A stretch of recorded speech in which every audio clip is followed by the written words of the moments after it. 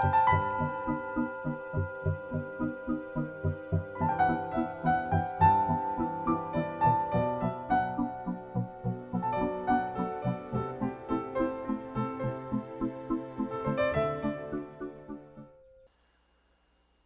personal is private? I'm going to talk about that. And I'm going to concentrate on what we call spirituality.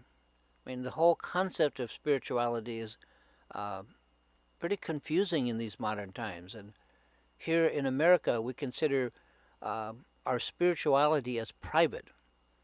Perhaps it's based on First Amendment rights, and then, but sadly, meditation is lumped into the concept of spirituality. It's considered politically incorrect to ask about someone's spirituality. We just don't go there. Somehow that's considered personal, private. And it would be funny if it did not also have consequences. The problem is that here's a whole nation, most of whom will on principle, not talk about their spirituality. And that includes their meditation techniques and the experiences that they have. Yet, at the same time, they are at least somewhat at a loss to say or talk about what they do when they say that they meditate. And I'm not saying that no one knows how to meditate, just that far too many have never properly learned how. If they're honest, they know they don't know because nothing really is happening in their meditation practice. Or worse, they don't even know that they don't know.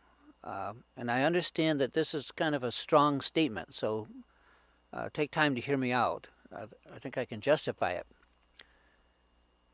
In Tibet, there are large monasteries, completely filled with monks who, aside from their various Dharma practices,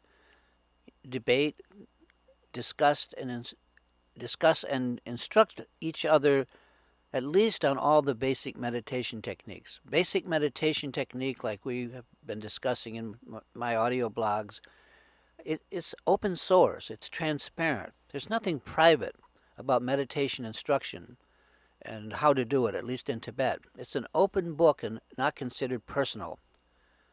Sure, your relationship with what's called your root teacher, your root Dharma teacher, that can be personal and private, but not the basic techniques that you're using, like, for example, shamatha meditation. In this country, the whole area of meditation is considered private. It's just a little too personal to discuss, and there certainly are no open sources, no open standards to measure against. In fact, we're free to set our own standards, and that particular freedom only holds us back. In this regard, we stack the deck against ourselves because meditation techniques need to be separated out from our cloistered ideas of spirituality, and they need to be vetted by those of us who've actually been trained in it. By definition, we don't know what we're doing, many of us, when we practice meditation. That's why it's called practice. We need to let some air in. And as a nation, we would do well to learn which mind training techniques actually work and which amount to some kind of spiritual materialism on our part, just end up stroking our ego. I had the good fortune to actually find teachers who did not let me persist in this isolated sense, kind of my homemade notions of spirituality, but actually marched me through the steps of real meditation training until I somehow, at least to some degree, got it. And they just didn't buy all my guff, and they came along with, this is my right, this is my personal practice, this is my personal stuff. I can do it my way if I want to be secretive about it. None of these teachers were fooled by that, and after a while, I kind of just gave up and got in line and learned how to meditate correctly based on authentic teachings reaching back at least 2,500 years.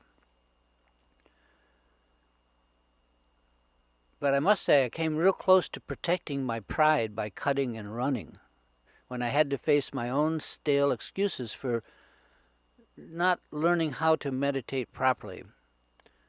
For some reason, I had the ridiculous notion that somehow, because I was an astrologer and was, astrology, this is spiritual, that I should place out of beginning meditation, what we could call Meditation 101.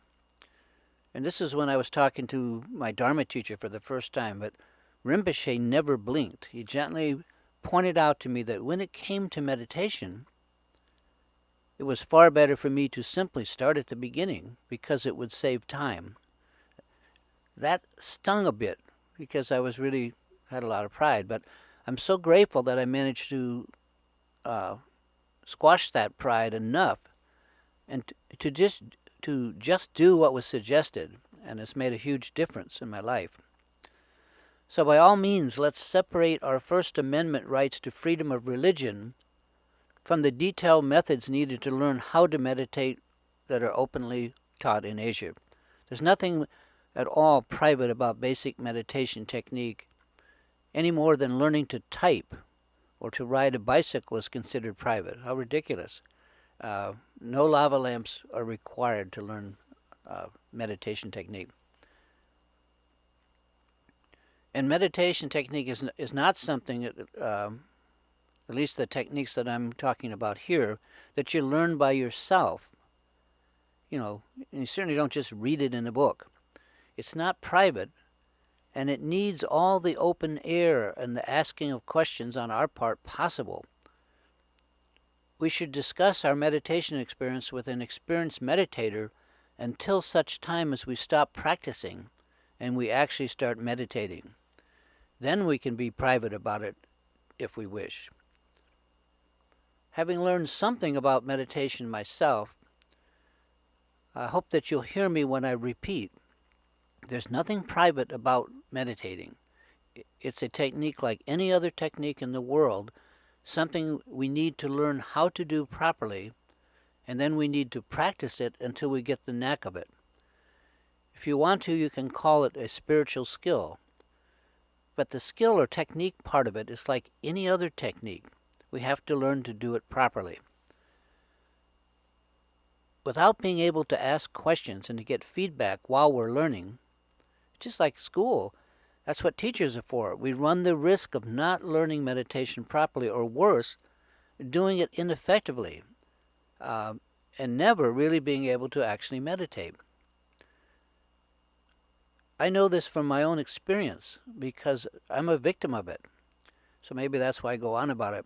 I worry that too many people are quietly doing whatever they think is meditation, in the dark, so to speak, afraid to ask someone with real experience using the technique for help or insight or feedback. Unfortunately, I spent years doing this myself, and it was a huge, massive waste of time.